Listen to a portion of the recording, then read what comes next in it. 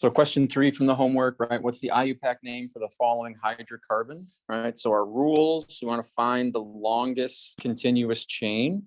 And as part of that, right, longest continuous chain of carbons. And then from there, we count 5 carbons in that longest continuous chain.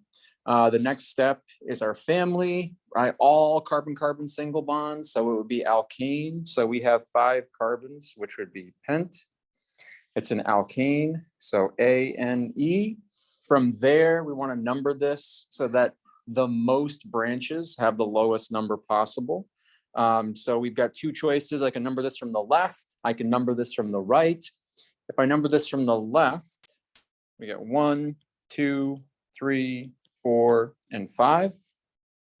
That gives us this methyl group on the second branch, this methyl group on the second carbon, rather, and this methyl group on the 4th carbon. So all in all, numbering this from the left to the right gives us the most branches with the lowest number possible. So putting that all together, I've got a methyl group on the second carbon. I've got another methyl group on the second carbon, and I've got a methyl group on the 4th carbon, right? So 2, 2, that tells me that I've got a methyl group on the second carbon, methyl group on the second carbon, 4, a methyl group on the 4th carbon, for 3 methyl groups total. So 2, 2, 4 trimethyl pentane, right? A 5 carbon alkane that's got 3 methyl groups, 1 on the second carbon, another 1 on the second carbon, and then the 3rd one on the 4th carbon for question 3. Is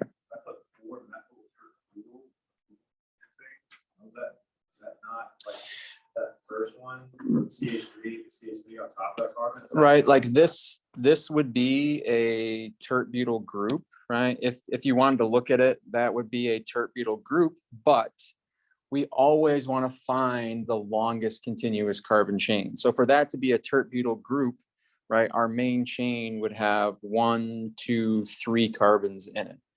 And so we'd have 3 carbons if that was a tert butyl group there. We want to count through this in a way that gets us the longest number of continuous carbons total. So, okay, 1, 2, 3. All right, I can make that a little bit higher if I go over 1 more carbon, go over 1 more carbon. That goes from a 3 carbon chain to 4 carbons to 5 carbons. So I would practice counting it through, a few different ways. We could have also started down here. I could have said, 1, 2, 3, 4, 5. That would have gotten me the same name.